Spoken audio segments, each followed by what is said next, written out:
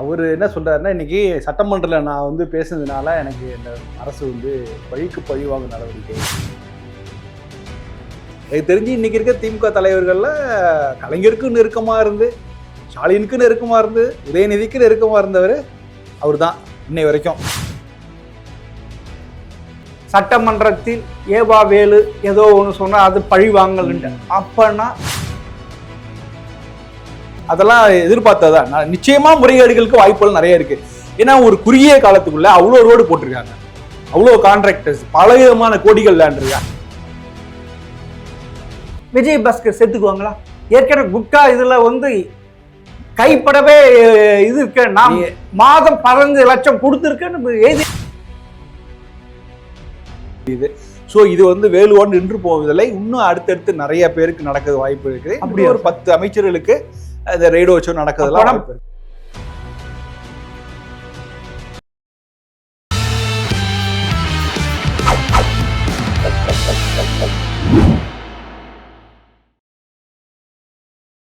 GeM TV நேயர்களுக்கு வணக்கம். எழுத்தாளர் ராம்கி அவரை சந்திப்பு வாருங்கள் சார். வணக்கம் சார். வணக்கம். என்ன சார், திமுகவுக்கு போதாத காலம் போல இருக்கு. ரைடு உற்சவமா? ரைடு உற்சவம். ஆமா ஆமா. எல்லாம் ஃபஸ்ட்டு பெரிய மீன் பிடிச்சிருக்காங்க, ஏவா வேலை. இது எப்படி சார் பார்க்குறீங்க? உண்மையிலே அவர் சொந்த கையா? அவர் என்ன சொல்றாருன்னா, இன்னைக்கு சட்டமன்றத்தில் நான் வந்து பேசுனதுனால எனக்கு இந்த அரசு வந்து பழிக்கு பழிவாங்க நடவடிக்கை அப்படிங்கிறத சொல்றாரு. திமுகவுடைய கொறடா இல்லை, கட்சி கொறடா அவர். அது இல்லாமல் ரொம்ப திமுக தலைமைக்கு ரொம்ப நெருக்கம். நம்ம அவருடைய வளர்ந்து வந்த பாதை நமக்கு தெரியும். அவர் எப்படி வந்தார், எந்த கட்சியிலேருந்து வந்தார் அப்படின்ட்டு. 2006க்கு முன்னாடி அவர் இருந்த அவருடைய வளர்ச்சிங்கிறது வேற. அதுக்கப்புறம் கிடுகிடு வளர்ச்சி தர. அதுக்கப்புறம் அவர் கலைஞர் குடும்பத்துக்கு ரொம்ப நெருக்கமாக, எனக்கு தெரிஞ்சு இன்னைக்கு இருக்க திமுக தலைவர்களில் கலைஞருக்கு நெருக்கமாக இருந்து, ஸ்டாலினுக்கு நெருக்கமாக இருந்து, உதயநிதிக்கு நெருக்கமாக இருந்தவர் அவர் தான் இன்னை வரைக்கும். ஆனால் கட்சிக்கே ஃபைனான்சர் அவர் தானே? ஆமா ஆமா, அது உண்மைதான். கடைசி நேரத்தில் அவர் தானே கூட்டணியுடைய நிஜமான கட்டமைத்தவர் அவர் தானே. ஸ்டாலின் தான் வந்து கூட்டணி நாயகன் இருந்தாலும் அந்த கூட்டணிக்கு தளபதி யாரு? அவர் தான். பிரேமலதா கொண்டு வந்தாரு கூட்டணிக்கு. மாஸ்டர் ஸ்ட்ரோக் அப்ப. ஆமா அப்படின்னு அப்ப சொன்னாங்க. ஒரே இனம் இல்ல, 2 பேரும் ஒரே இனம் இல்ல. பிரேமலதாவோ ஏவா வேலோ. ஆமா, ஒரே லாங்குவேஜ், ஒரே இனம். ஆமா, அதுதான் இப்ப சிக்கல். அதோடைய எஃபெக்ட் எப்படி இருக்குங்கிறது தெரியல. அப்பனா நீங்க சொல்றத பார்த்தா ஒண்ணுமே செய்யாத மாதிரி சொல்றீங்களா சார்? பட்டும் படாம அது எப்படி?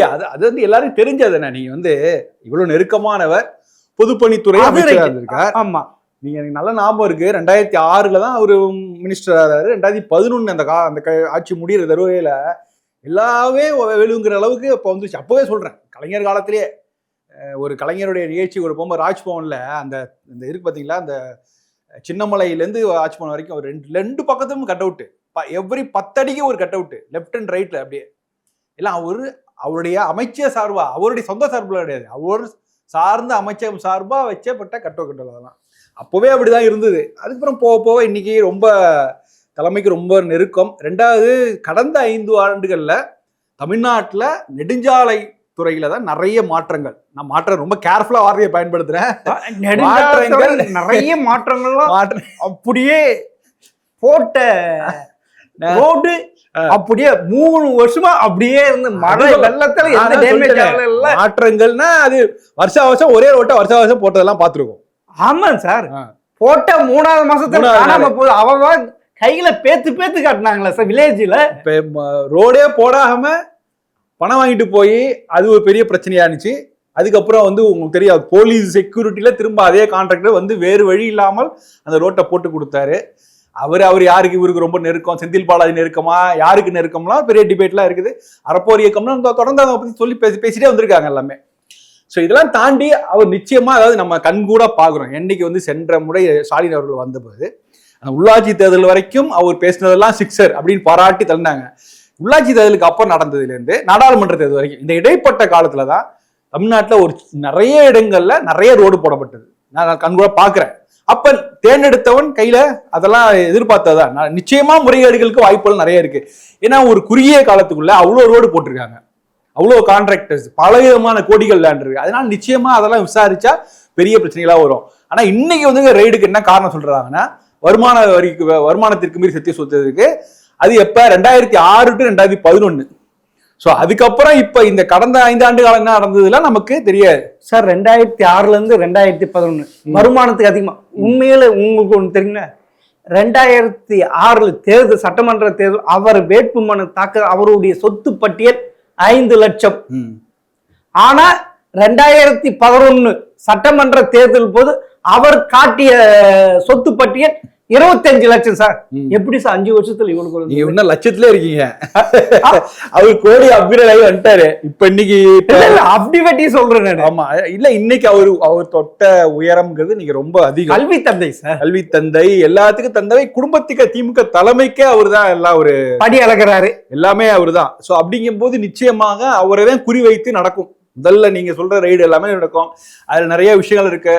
அவர் வருவதை எதிர்கொள்ள தயாராகவும் இருக்கிறார். என்ன சொல்றாரு, என்கிட்ட நான் என்னுடைய மடியில் கனம் இல்லை, நான் எதையும் தயார் கொள்ள ரெடியா இருக்கேங்கிறாரு. நிச்சயமா இன்னைக்கு எந்த அமைச்சருக்கும் பெரிய அளவுக்கு சப்போர்ட் பண்ணாத ஸ்டாலின் அவர்களே வந்து வேலுவுடைய ரைடுக்கு வந்து கண்டித்து சொல்லியிருக்காரு. ஸோ செந்தில் பாலாஜிக்கு அப்புறம் அது முக்கியமா நீங்க பாக்கணும். செந்தில் பாலாஜிக்கு அப்புறம் வந்து பல திமுக அப்போ அமைச்சர்களா இருந்தவர்கள், அப்புறம் இப்போ இருக்கிற முன்னாள் அமைச்சர்கள் மேல ரேட்லாம் இருந்தது. அப்பெல்லாம் ஸ்டாலின் பெரிய அளவுக்கு நேரு இவ்வளவு வேலை வாய்ப்புல இவ்வளவு கோடி அந்த அளவு ரியாக்ட் காமிச்சது இல்ல. இன்னைக்கு வந்து சொல்றாருன்னா அப்ப அந்த அளவுக்கு நெருக்கமாக இருக்கிறார் அப்படிங்கிறது தெரியுது. சோ இது வந்து வேலுவோடு நின்று போவதில்லை. இன்னும் அடுத்தடுத்து நிறைய பேருக்கு நடக்கிறது வாய்ப்பு இருக்குது. அப்படி ஒரு 10 அமைச்சர்களுக்கு அந்த ரேடியோ ஷோ நடக்கிறதுலாம் அந்த 10 அமைச்சர் போற போக்குல ஒரு எண்ணிக்கையே சொல்லிட்டு போயிட்டீங்களா? என்ன இல்ல தெரிஞ்ச பெயர் யாராவது எல்லாருமே சிக்கலா இருக்காங்க. நேரு சிக்கல்ல இருக்காரு, மூர்த்தி சிக்கல்ல இருக்காரு, செந்தில் பாலாஜி சிக்கல்ல இருக்காரு, சேகர் பாபு சிக்கல், எல்லாரும் இந்த பிச்சாண்டிக்கு இப்ப இப்ப இவரு சொல்றீங்களா, இப்ப சக்கரபாணி சொல்றாங்க. எல்லா அமைச்சர்களும் இவர்களெல்லாம் ஓஹோல் இருந்த அமைச்சர்கள் தான். ஸோ எல்லாருமேலேயும் கொஞ்சம் பிரச்சனை இருக்கு.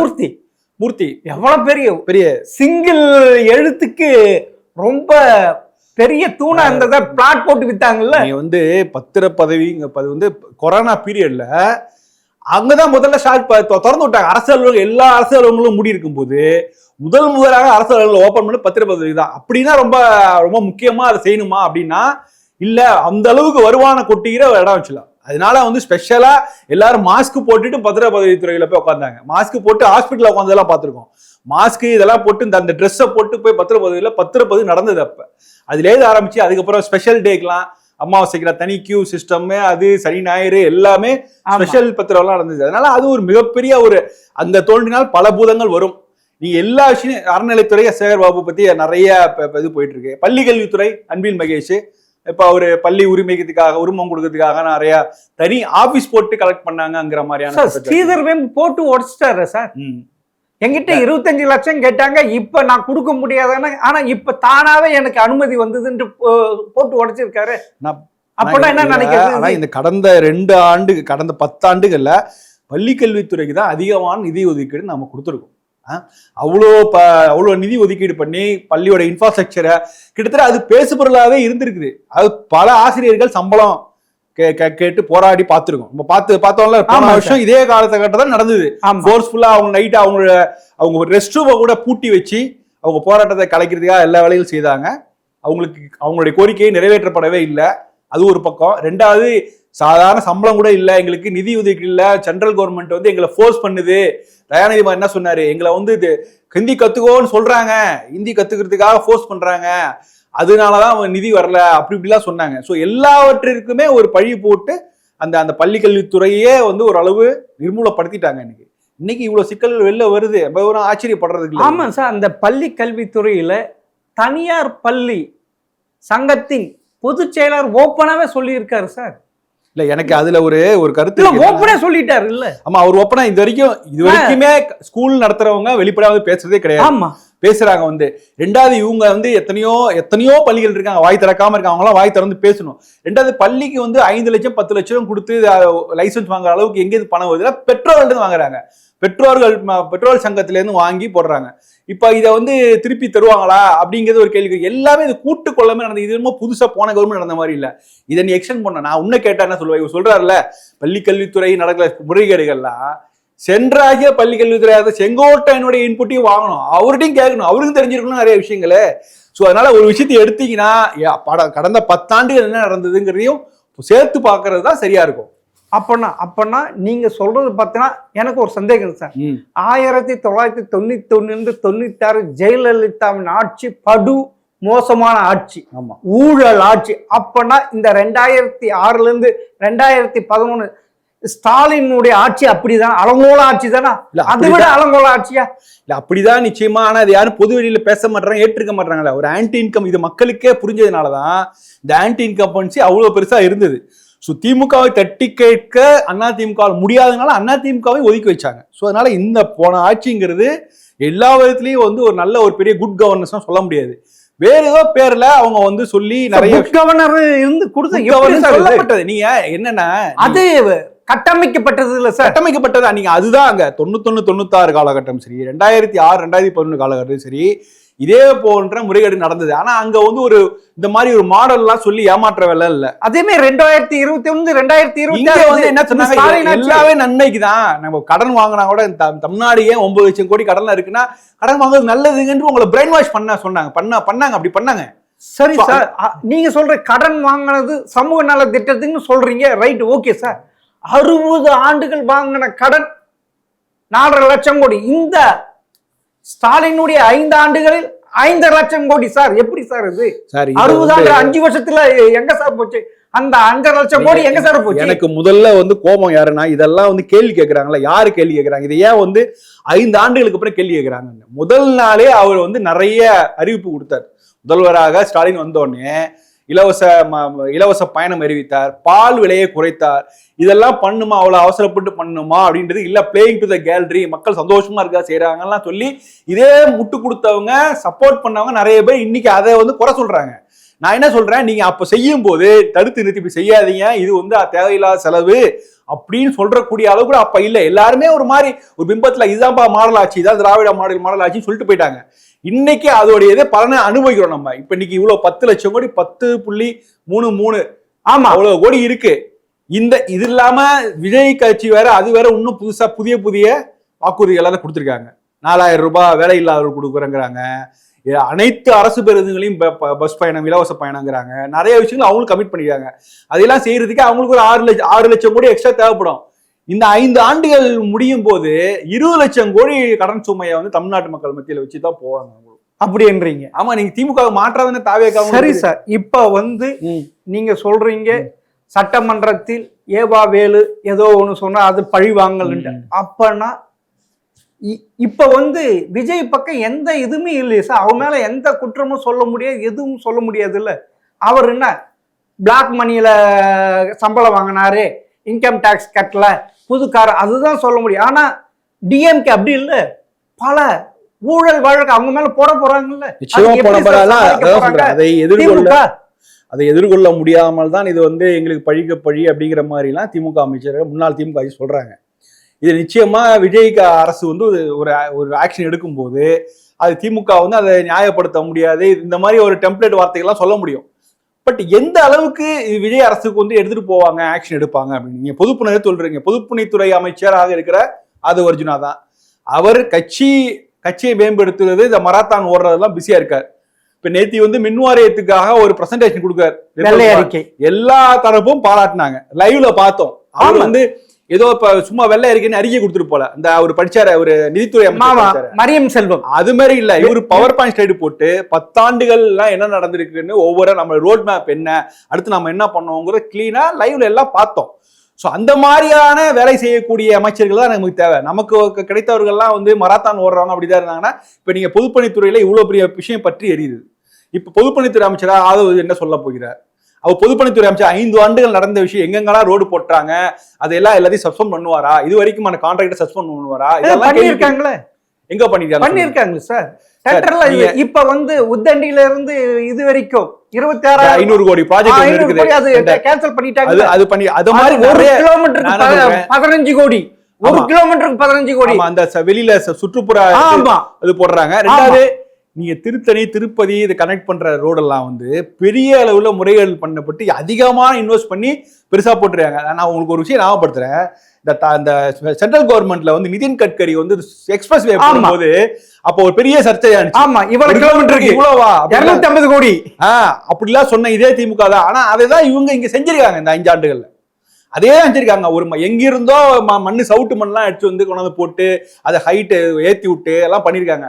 இதை தோண்டி எடுக்கணும். அந்த தோண்டி எடுத்து அதுல உள்ள முறைகேடுகளை சரி பண்ணக்கூடிய அளவுக்கு இந்த முறைகள் சரி பண்ணல. அந்த கான்ட்ராக்ட்லாம் கண்டுபிடிச்சு அவங்களுக்கு திரும்ப அந்த கான்ட்ராக்ட் போகாத அளவுக்கு செய்து அவங்க மேல வழக்கு தொடர்ந்து ஒரு ஆக்ஷன் எடுக்கணும். அப்ப நம்ம அந்த கரூர்ல அந்த சம்பவத்தை பார்த்தோம். அதுல வந்து துறை ரீதியான நடவடிக்கை தான் எடுக்கப்படும். அந்த கான்ட்ராக்டர் மேல எந்த விதமான வழக்கும் பதியப்படவில்லை, ஒண்ணும் இல்லை. அவர் ரொம்ப ரொம்ப க்ளோஸ், வேலுவுக்கும் செந்தில் பாலாஜி ரொம்ப க்ளோஸ். அவர் மேல எந்த நடவடிக்கையுமே இல்லை. ஆனா அந்த அந்த சாங்ஷன் பண்ண ஆபீசர்ஸ், பிடபிள்யூ ஆபீசர்ஸ் மேலதான் அவ்வளவு ஆக்ஷன் எடுக்கப்பட்டது. இப்ப நீங்க என்ன பண்ணோம், அந்த கான்ட்ராக்டை கம்பல்சரி நிறுத்திட்டு அந்த கான்ட்ராக்ட் வேற எதுவும் கொடுக்க கூடாது, அது திரும்ப ரிவ்யூ பண்ணோம். அப்படி பண்ணீங்கன்னா தமிழ்நாடு முழுக்க ஏகப்பட்ட கோடிக்கணக்கில் பல அதையும் வெளிக்கொண்டு எல்லாத்தையும் ரிவ்யூ பண்ணுவோம். ஒரு சமூக அமைப்பு தானே. இல்ல நான் என்ன சொல்றேன், இது கொண்டு வந்து அந்த டாக்குமெண்ட் எடுத்து வந்து ரிவ்யூ பண்ணி பண்ற அளவுக்கு இந்த துறை அமைச்சர் இருக்கிறாரா அப்படிங்கிறது என்னுடைய கேள்வி. ஆதவ அர்ஜுனா செய்வாரா? நான் அவரோட ஒரு நிர்மல்குமார் போல ஒரு விஷயத்தை எதிர்பார்க்க, நிர்மல்குமார் செய்தது போல கம்ப்ளீட்டா உங்க துறையில் நடந்த விஷயங்களை ஒரு வெள்ளை அறிக்கையா நீங்க கொண்டு சொல்லி இவ்வளவு இத்தனை கான்ட்ராக்ட் நடந்திருக்குது, இவ்வளவு நாங்க ரிவ்யூ பண்ணிருக்கோங்கன்னு சொல்லணும். அப்ப அவர் பேசுவதெல்லாம் அரசியலா இருக்குது. அதனாலதான் ஒரு நம்பிக்கை நமக்கு. அப்பனா ராஜ்மோகன் பள்ளி கல்வித்துறையா இருக்கு, அவரும் ஒரு வெள்ளை அறிக்கை விடணும் சொல்றீங்க. ஏன்னா தனியார் பள்ளிக்கு அனுமதிக்கு சான்றிதழுக்கு இவ்வளவு வாங்கியிருக்க, அதுக்கும் அதிகமா நிதி ஒதுக்கி அதுக்கும் ஒரு வெள்ளை அறிக்கை கொடுக்கணுமா? நம்ம பொதுப்பணித்துறை நமக்கு நல்லா கண்கூடா தெரியுது. நான் என்ன சொல்றேன், ஒரு அரசியல் ரீதியா உங்களுக்கு ஒரு அட்வான்டேஜ் இருக்கும். இந்த ஊழல்களை வெளிக்கொண்டு வந்தால் உங்களுக்கு மக்கள் மத்தியில உங்களுக்கு ஒரு பாப்புலாரிட்டி கிடைக்கும். ஸோ அதனால அந்த ஸ்கோப்னால பொதுப்பணித்துறை அமைச்சராகவும் அதை இருக்கிறதுனால அதை செய்யும் நமக்கு தெரியுது கண்கூட. அது எப்படிங்க 15, 20, 30 வருடங்களாக நடக்காத வேலை நடந்திருக்குது 5 வருஷத்துல. அதாவது மாநில நெடுஞ்சாலைகள் நிறைய இடங்கள்ல மலைநடையில போட்டிருக்காங்க. அப்படி போடும்போது நிச்சயமா அந்த இடத்துல ஊழல் நடக்கிறதுக்கான வாய்ப்பு இருக்கு, நிறைய இருக்குது. ஸோ கட்சி நிதிங்கிற பேர் நிறைய கொடுத்துருக்காங்க, எல்லாரும் தெரிஞ்சதுதான். அப்ப அதை வந்து எடுத்து ரிவ்யூ பண்ணணும், அதை பண்ணணும். பட் நீங்க சொல்ற பள்ளிக்கல்வித்துறைக்கு பண்ண நிலையான அதிகமா நிதி ஒதுக்கீடு கொடுத்துருக்காங்க, ராஜ்மோகன் பண்ற நல்லது. ஆனா பள்ளிக்கல்வித்துறை சார்பா யார் பேசுறேன்னா ஆதவ அர்ஜுனா பேச. இப்ப நீங்க சொன்னீங்கல்ல பள்ளிகளுக்கு உரிமம் கொடுக்குற விஷயத்துல ராஜ்மோகன் பேசுறதோட சொல்லல, அந்த தனியார் அமைப்பு பள்ளி அமைப்பு அதுக்கு விளக்கமே ஆதவ அர்ஜுனா கொடுக்குறாரு. ஆதவ அர்ஜுனா வந்து அவர் வந்து அரசியல் பேசுகிறார். அவர் கட்சியை பலப்படுத்துவதற்காக அவர் பேசுறது அரசியலாக தான் புரிஞ்சுக்கணும். அரசியலை தாண்டி அவர் ஒரு அமைச்சருங்கனால பொதுப்பணித்துறை அமைச்சராக அவரோட இன்னும் செயல்பாடு இன்னும் அதிகமா இருக்கும். நீங்க சொல்ற பாத்தீங்கன்னா இப்ப மின்சார வாரத்துல செந்தில் பாலாஜி அந்த டிரான்ஸ்பார்ம் இதுக்கு கேஸ் போட்டாயிடுச்சு. ஆமா, ஏற்கனவே நேரு இன்னொன்னு இருக்காரு இல்ல, அவரு ஏற்கனவே 1002 கோடி இது வருது இல்ல, நகர்ப்புற வளர்ச்சியை சிஎம்டிஏ வந்து நிறைய பிரச்சனைகள் இருக்குது. இந்த சேகரபாபு ஆமா பள்ளிக்கரணையில கட்டிடங்கள் கட்டுறதுக்கு அனுமதி கொடுத்த வழக்கெல்லாம் அதுல நிச்சயமாக நேருவும் சேகரபாபும் பதில் சொல்லி ஆக வேண்டும். சோ இதெல்லாம் நிறைய ஸ்கோப் இருக்கு, நிறைய விஷயங்கள் பண்ணோம். நான் எனக்கு என்ன அடிப்படையில சந்தேகமா, நான் ஆதவ அர்ஜுனா மட்டும் நான் குறை சொல்றதா, அவர் இப்பதான் வந்திருக்காங்க, நாம அவங்களுக்கு ஒரு டைம் கொடுத்துதான் ஆகணும். ஆனா நம்ம பாக்குறது என்னன்னா, இதெல்லாமே நீங்க சொல்ற விஷயங்கள் எல்லாமே திங்கள்ல இருந்து வெள்ளிக்கிழமை வரை நடக்குது. ரைடு நடக்குது, இந்த மாதிரி நடக்குது, எல்லா விஷயங்களும் நடக்குது. சனிக்கிழமையான அரசியல் கிளைமேட்டே மாறி போயிடுது. ஏன்னா அவ்வளவு பேர் எல்லாம் பனையூர்ல போய் நிக்கிறாங்க. நாளைக்கு விஜயபாஸ்கர் போய் நாளைக்கு பனையூர்ல போய் நிப்பாரு. இப்ப திங்கள் டு வெள்ளிக்கிழமை வரைக்கும் இந்த அரசு மேல நமக்கு ஒரு நல்ல மரியாதை இருக்குது. ஆனா சனிக்கிழமை என்னன்னா, நீ இவர்கள் யார் மேதெல்லாம் குற்றச்சாட்டு சொன்னாங்களோ, எந்த கட்சியுமே சொன்னாங்களோ அவங்க எல்லாம் போய் பனையூர்ல நிக்கிறாங்க. அப்படிங்கும்போது நமக்கு அந்த நம்பிக்கை மேல ஒரு ஒரு அவநம்பிக்கை உருவாது. எனக்கு திரும்ப நான் திங்கக்கிழமை வேற ஏதாவது விஷயங்கள். ஆமா, இப்ப விஜய் பாஸ்கர் இப்ப இவ்வளவு தூரம் நடந்த பிறகு ஏவா வேலு நிறைய பேர் மினிஸ்டர் மேல கரப்ஷன் கேஸ் சொல்லி விஜய் பாஸ்கர் செத்துக்குவாங்களா? ஏற்கனவே குட்கா இதுல வந்து கைப்படவே இது இருக்கு, நான் மாதம் 15 லட்சம் கொடுத்துருக்கேன்னு எழுதியிருக்காங்க. நீங்க இன்னும் 24 மணி நேரம் வெயிட் பண்ணுங்க. இந்த நிகழ்ச்சி நீங்க வந்து ஒளிபரப்பாகும் போது விஜயபாஸ்கர் பனையூரில் இருப்பார். அப்பனா எதுவுமே பேச முடியாது. இந்த அரசோட பெரிய பிரச்சனையா தாங்க. நம்ம வந்து இந்த அரசை வந்து முழு மனதாக நம்ம வந்து அந்த அரசுக்கு வந்து நம்ம ஒரு சப்போர்ட் பண்ண முடியாம, ஒரு அப்ரிஷியேட் பண்ண முடியாத நிலைமை காரணம் என்னன்னா, ஒரு பக்கம் இவர்கள் வந்து இந்த மாதிரி ரைடு நடக்குது, இவ்வளவு ஊழல் நடக்குது, இதை கண்டுபிடிச்சுக்கோ அதை கண்டுபிடிச்சுக்கோ பேசிட்டே இருக்காங்க. அடுத்த பக்கம் வந்து மத்தவங்க எல்லாம் மத்த கட்சியில இருந்து வந்து சேர்ந்துட்டே இருக்காங்க. அப்பனா இது ஒரு திசை திருப்பலாம். இது வாஷிங் மிஷின் மாதிரி நினைச்சிட்டு இருக்காங்க. சொல்ற மாதிரி இது ஒரு திசை திருப்பலாம். இப்ப வந்து லா அண்ட் ஆர்டர் சரியில்லை, பவர் கட் அப்படின்னா இப்படி ஒரு இது மக்களை திசை திருப்பி இது மாதிரி பண்றாங்க. திசை திருப்பு மட்டும் இல்ல, இத மாதிரியான விஷயங்களை கண்டுபிடிச்சு கையில வச்சு இதைத்தாங்க பாஜக மத்தியில் இருந்தபடி செஞ்சிட்டு இருக்குது. இப்ப மாநிலத்தில் பாஜக போல ஒரு கட்சி அமர்ந்துகிட்டு இவ்வளவு எல்லாம் வேலை பண்ணிருக்காங்கன்னு சொல்லிட்டு அவங்க அந்த ஆதாரத்தை ரெண்டு கையில வச்சுக்கிட்டு அவங்களை தான் கட்சிக்கு வழி கொண்டு வரதுக்கான வேலைகள் செய்யறாங்க. அது அப்படி சந்தேகப்பட நியாயம் தானே அது. நம்ம அப்பனா இனி எந்தெந்த கரப்ஷன் கேஸ் முன்னாள் அமைச்சருக்கு மேல எஃப்ஐஆர் போட்டுட்டா மத்தியில் இருக்க இடி, இன்கம் டாக்ஸ், சிபி எல்லாமே வந்துரும்ன்றீங்க. வரணும் அது அவங்களுடைய கடமை தானே. இப்ப நீங்க நம்ம சொன்ன பல கேஸ்ல துறை ரீதியான நடவடிக்கைகள் எடுக்கப்பட்டது வழியா ஒரு அடுத்தவங்க மேல ஒரு எஃப்ஐஆர் போட்டு பண்ணவில்லை. என்ன காரணம்னா அது போட்டா திரும்ப அங்க இருந்து இடி வரும், சென்ட்ரல் ஏஜென்சி வருவாங்கிறதுனால பல விஷயங்கள்ல போன கவர்மெண்ட் அவாய்ட் பண்ணாங்க. இந்த கவர்மெண்ட் செய்ய வேண்டிய முதல் வேலை ஒரு எஃப்ஐஆர் போட்டு அதை பண்ணாலே போதும். பண்ணாலே மற்ற விஷயங்கள் நடக்கதான் போகுது. லஞ்ச ஒழிப்புத்துறை புகார் போட்டா அது கண்டிப்பா இடி ரைட்டு, ஐடி ரைட் எல்லாம் வரதான் போகுது. அவங்க கண்டுபிடிக்கட்டுமே, கண்டுபிடிச்சு செய்யட்டுமே. சார் ஏறக்குறைய ஒரு 10 நீங்க சொல்றீங்க 10 அமைச்சர்கள். அப்படின்னா யாரு சார்? சேகர் பாபு, நேரு, ஏவா வேலு, மூர்த்தி, அனிதா ராதாகிருஷ்ணன், ராஜ கண்ணப்பன், சிவசங்கரன், இப்படி இருக்குது. அப்பனா இவளுக்கு எல்லாமே இது பெரும்பாலும் பார்த்து அதிமுக முன்னாள் அதிமுக தானே இது சேர்ந்திருக்காங்க. அப்பனா ஸ்டாலின் தனக்குத்தானே குழி வெட்டிட்டாரா? இவங்கெல்லாம் நல்லா சம்பாதிச்சு கொடுப்பாங்க, அதனால இந்த கிச்சன் கேபினெட் இவங்கெல்லாம் மினிஸ்டர் ஆக்கினாங்களா? அப்படிதான். நீங்க அது நம்ம போன வருஷம் ஆட்சியில இருந்த போதே நம்ம பேசணும். பெரும்பாலான திமுக அமைச்சர்கள் திமுக தலைமை நெருக்கமான இருந்தவர்களாமே அவருடைய ஆரம்பம் எங்க இருந்துன்னு அதிமுக தான். அதிமுக வந்தவர்கள் தான் திமுக உச்சத்துக்கு போனாங்க. நிறைய பேர் திமுக தரப்பு சேர்த்துக்கிட்டது காரணம் அதுதான்.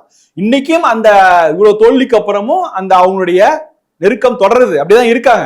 அவங்களுக்கு திமுக தலைமைக்கு வேற வழி இல்லை. நான் இது ஒரு மித்து என்னன்னா திமுக கட்டமைப்போட இருக்குது அப்படிலாம் இல்ல சார். கிரவுண்ட் லெவல்ல திமுக கட்டமைப்பு குலைந்து போய்விட்டது. அப்பன்னா திரு ஸ்டாலின் எடப்பாடி சொன்ன மாதிரி ஒரு பொம்மை முதல்வர் தானா? இல்ல பொம்மை அப்படித்தானே இருந்தாரா? பொம்மை முதல்வர் அப்படின்னு சொல்ல முடியாது. பாக்குறப்ப அப்படித்தானே. அவர் ஒரு விஷயத்துல வெளிப்படையா சொன்னார். ஸ்டாலின் அவர் சொல்லும்போது எனக்கு தெரியாம நிறைய விஷயம் நடந்து விட்டது ஆமா அப்படின்னு சொல்லுமா அதை மறைமுகமாக ஒப்புக்கொண்டார் அப்படின்னு நம்ம சொல்லலாம். பைனான்ஸ் மினிஸ்டர் பிடிஆர் பழனிவேல்ராஜன் அப்பயே ஆடியோல லீக் ஆயிடுச்சுல 35,000 கோடி சார். ஆமா 6 மாசத்துல சார். அப்ப நடவடிக்கை பிடிஆர் மேலதான் எடுக்கப்பட்டது. ஆமா அந்த 35,000 கோடி மாமனும் மச்சானும் அடிச்சுட்டாங்களா? ஆமா அப்ப நிச்சயமாக ஸ்டாலின் அவர்கள் உறுதியான நடவடிக்கை எடுத்துருக்கணும். ஆமா இது சரி, இது உண்மையா பொய்யோ அதை விசாரிப்பதற்கு கட்சி அப்ப என்ன சிக்கல்ங்களேன். அப்ப கலைஞர் அவர்கள் இருக்கும்போது கட்சியில சில பேர் இருந்தாங்க, ஆட்சியில எல்லா பேர் இருந்தாங்க. இப்ப இந்த அவங்க ஸ்டாலின் அவர்கள் இருக்கும்போது கட்சி ஆட்சி எல்லாம் ஒன்னாயிட்டு கட்சிக்குன்னு யாரும் இல்லை, எல்லாருமே ஆட்சியில பங்கேற்று இருந்தாங்க. அப்ப யார் மேலேயும் நடவடிக்கை எடுக்க முடியல. நீங்க வேலு சொன்னீங்க, ஏவாவாலு பல பேரை அவங்களுடைய செல்வாக்கை குறைத்தார். நீங்க துரைமுருகனுக்கு எதிராக ஒரு அரசியல் செய்தார் அவர் ஏரியாவில். அப்புறம் பொன்முடி அவருக்கு துணை பதவி போனதுக்கு வேலுவும் ஒரு காரணம் சொல்லப்பட்டது. சோ அதனால அவருடைய ஏரியாவை அவர் திருவண்ணாமலைக்காரராக இருந்தாலும் அவர் வட தமிழ்நாட்டுல பெரிய அளவுக்கு அவருடைய ரோல் பிளே பண்ணார். சோ அதுக்கு முன்னாடி வரைக்கும் திமுக தலைமைக்கு நெருக்கமாக இருந்த பொன்முடி, துரைமுருகன் எல்லாம் சைட்லைன் பண்ணார். சைட்லைன் பண்ணதுனாலதான் அவரால் தேமுதிக கூட்டணிக்குள்ள கொண்டு வர முடியும். இப்ப அவர் ஆட்சியில இருந்து மினிஸ்டர் இடி ரைடு எல்லாம் வந்தது இல்ல, ஆற்று மண்ணல் எவ்வளவு கொள்ள அடிச்சாங்க, ட்ரோனை வச்சு இது அலோவ் பண்ண. அப்பன்னா இந்த 83 வயசு ஆன துரைமுருகன் ஜெயிலுக்கு போனா என்ன சார் ஆகுறதா வயசான காலத்துல? இல்ல இது துரைமுருகனுக்கும் இது ஒரு பெரிய எச்சரிக்கை. சவுட்டு மணல் கொண்டு இங்க ரிப்பீட். அப்பனா அவருடைய கனிம வளத்துறை அவர்கள் அவருக்கு கூடுதல் பொறுப்பு இருக்குது. நீங்க வேலு அவர் வேறு கட்சியில இருந்து வந்தவர், தலைமை நெருக்கமான சரியா தவறா என்று சுட்டி காட்டக்கூடிய இடத்துல கலைஞர் இல்லாத போது கலைஞர் இடத்துல யார் இருந்தா துரைமுருகன் தான் இருந்தாரு. துரைமுருகனுடைய பொறுப்பு இருக்குல்ல அவருக்கு. அவர் ஒரு அமைச்சராகவும் இருந்திருக்கிறார். அவர் சம்பந்தப்பட்ட துறை தான். ஒரு மண்வளம் சம்பந்தம் நெடுஞ்சாலைக்கும் இதுக்கும் க்ளோஸ் ரிலேஷன்ஸ் இருக்குது. அப்படி இருக்கு. ஆமா அதை அவர் சொல்லியிருக்கணும். பல விஷயங்கள்ல ஸ்டாலின் அவர்களும் துரைமுருகனும் கொட்டை விட்டாங்க. அதுக்கான பலனை அனுபவம் இல்ல. இப்ப அதிமுகவுக்கு சரியான தலைவர் இல்ல, இதுல எதிர்கட்சி அவர், அதனால பூந்து விளையாடிட்டாங்க. இனி தமிழகத்தில் நம்ம தான் ஆண்டு காலம் திமுக தான் ஆட்சி. அந்த மெமத்துல இப்படி வரக்கூடிய எல்லா கட்சியும் சொல்றாங்க. இன்னைக்கு விஜய் நிரந்தர முதல்வர் சொல்றாங்க. அது போலதான் ஒவ்வொரு கட்சியும் ஆரம்ப உற்சாகத்துல அவங்க செய்யறதுதான். இந்த ஸ்டாலின் அவர்கள் வந்தபோது சொன்னாங்க நிரந்தர முதல்வர் சொன்னாங்க. ஆனா அதுக்கப்புறம் காலப்போக்கில் அந்த ஆன்டி இன்கம்பன்சின்னு வருது. அதை எதிர்கட்சிகள் சரியா பயன்படுத்திக்கல. இது எடப்பாடியோட மிஸ்டேக். ஆக்சுவலா எடப்பாடி பழனிசாமி அவர்கள் இந்த ஆட்சிக்கு எதிராக இவ்வளவு ஆன்டி இன்கம்பன்சி இருக்குங்கிறத அவர் பயன்படுத்திட்டு இருக்கணும். சார் இதே ஸ்டாலின் அவர் எதிர்கட்சியா தலைவராக இருக்கப்போ 2011 21 வரைக்கும் இவ்வளவு மினிஸ்டர் மேல கரப்ஷன் இருக்கு அப்படித்தானே சொன்னாரு. உன்னங்கட்ட சட்டமன்றத்தில் செந்தில் பாலாஜி எவ்வளவு பெரிய இது, கரூர்ல எவ்வளவு பெரிய கரப்ஷன், அப்புறம் அவர் சேர்த்து தானே வச்சிருக்காரு. இப்ப அதேதான் ஸ்டாலின் செய்ய தவறியதை இப்ப வந்து விஜய் வந்து செய்ய வேண்டும். ஸ்டாலின் என்ன செய்ய தேவைன்னா, அவருக்கு முன்னாடி இந்த ஆட்சியில இருந்த அதிமுக அமைச்சர்கள் எந்த நடவடிக்கையும் எடுக்காமல் விட்டார். 6 மாசங்கள் அதுக்கப்புறம் பிலிம் காட்டிட்டு இருந்தாரு. பெருசா ஒண்ணு அவரு என்ன சொன்னாரு, அமைச்சர்களுக்கு ஸ்பெஷலா நாங்க துறையே அமைத்து லஞ்ச ஒழிப்பு துறை அதே அப்ரோச்சை விஜயும் கையில் எடுத்தால் இது எல்லாமே அமுகி போயிடும். ஆனா விஜய்க்கு ஒரு பிளஸ் பாயிண்ட் இருக்குல்ல, அவரு இப்பதான் ஆட்சிக்கு வந்திருக்க, அவர் மேல எந்த கரப்ஷன் சொல்ல முடியாது, எதுவும் சொல்ல முடியாது. அப்படி இருக்க தைரியமாக நடவடிக்கை எடுத்த மக்கள் பாராட்டுவாங்கல்ல. நீங்க ஆட்சிக்கு வந்த 6 மாதங்களில் நடவடிக்கை எடுத்தால்தான் உண்டு. அதுக்குள்ள நீங்க ரைடு நடக்குது, லஞ்ச ஒழிப்புத்துறை ரொம்ப நாளுக்கு அப்புறம் முன்னாள் அமைச்சர் மேல ரைடு நடக்குது. ஆனா ரைடுக்கு அப்புறம் ஒரு அவுட்கம் என்னங்கிறத நான் பாக்குறேன். அதை எடுத்து அடுத்த கட்டத்துக்கு நகர்ந்து போகிறதா, அவர்கள் மீது ஊழல் வழக்கு பதிவு செய்யப்பட்டு கொண்டு போறாங்களா, இல்ல இந்த ரைடை மட்டும் கையில வச்சுக்கிட்டு இதை அவங்க கட்சியினரை மிரட்டுவதற்காக நீங்க எங்க கட்சியில வந்து சேருங்கன்னு சொல்றதுக்கான யுக்தியா அப்படிங்கறத நம்ம வந்து பண்ணிதான் பாக்கணும். இந்த ஸ்டாலின் ஆட்சியை நடத்துன்னு பாத்தீங்கன்னா அவருடைய மருமகன் சபரீசனும் மகனும் உதயநிதி அவங்க நண்பர்கள் தான் இப்படின்னா, அப்பன்னா இவங்க 2 பேரும் சிறைக்கு செல்வதற்கு வாய்ப்பு இருக்கா? இல்ல அப்படிலாம் நம்ம வந்து சொல்ல முடியாது. ஜெயலலிதா அமைச்சாங்கல்ல 91 96ல வருமானத்தை அதிகமாக சொத்து இது வாங்கல, அப்பன்னா இவங்க அதற்கான வாய்ப்புல நீங்க நம்ம வேலு வந்து சிறைக்கு செல்வாரா, நேரு வேற சிறைக்கு செல்வாரா, இவரு மத்தவங்க எல்லாம் மூர்த்தி சிறைக்கு செல்வாராங்கிற உறுதியா சொல்ல முடியாத நிலைமை தான் இன்னைக்கு இருக்குது. இப்ப நீங்க வெள்ள பத்திரிகை பிடிஆர் அப்படிதானே சொல்லியிருக்க, 35,000 கோடி ஆடியோல இதா இருக்குல்ல, நீங்க அதான் சொல்றீங்க, அதையும் தோண்டுவாங்கல்ல. நான் கடந்த 10 ஆண்டுகள்ல ஒரு அமைச்சர்கள் மீத ஒரு ஊழல் வழக்கு சுமத்தப்பட்டு அவர் சிறைக்கு சென்றதாங்கிற அந்த செய்திகளே ரொம்ப குறைவு. அப்படி ஏற்கனவே மூடி மறைக்கப்பட்ட க்ளோஸ் செய்யப்பட்ட வழக்குகளை தான் திரும்ப நீதிமன்ற தலையீட்டு ஓபன் பண்ணாங்க, ரீஓபன் பண்ணாங்க. இன்னைக்கு இவ்வளவு ரைடு நடக்குது சார். ஊழல் வழக்க புகார் பண்ணா நீங்க ஆளுநர்கிட்ட போய் நின்று பர்மிஷன் வாங்கணும். இவர்கள் மேல வழக்கு தொடுறதுக்கான பர்மிஷன் வாங்கணும். செந்தில் பாலாஜி மேல கொடுத்து இன்னும் கையெழுத்து போடல இந்த ஆளுநர். அப்ப நீங்க வந்து எந்த அளவுக்கு சீரியஸா இருக்கீங்க, அடுத்த கட்டம் போங்கிறத யாரெல்லாம் இந்த அரசு ஆளுநர் பவன் நோக்கி போய் அவர்கிட்ட சொல்லி பர்மிஷன் வாங்கிட்டு இருந்தாங்கன்னா ஓகே, இந்த கவர்மெண்ட் நிச்சயமா சீரியஸா இருக்குன்னு அவர் முடிவுக்கு வரலாம். அது வரைக்கும் இது நடக்கிற ரைடுகள்னால பெரிய அளவுக்கு பெரிய அவுட்கம், பெரிய ரிசல்ட்ஸ் வராது அப்படிங்கறத நான் நினைக்கிறேன். சரி சார், பொறுத்திருந்து பார்ப்போம் எப்படி திரு விஜய் அவர்கள் எப்படி இதை கொண்டு போறாரு, எப்படி இது திமுகவுக்கு பெரும் தலைவலி ஆக போதா, தனித்து நிக்கணும்னு சொல்றாங்க. அதுக்கெல்லாம் இது எப்படி அடுத்த கட்டத்துக்கு திமுக போகுமா இல்லைன்னு பார்ப்போம். மிக்க நன்றி சார். மிக்க நன்றி.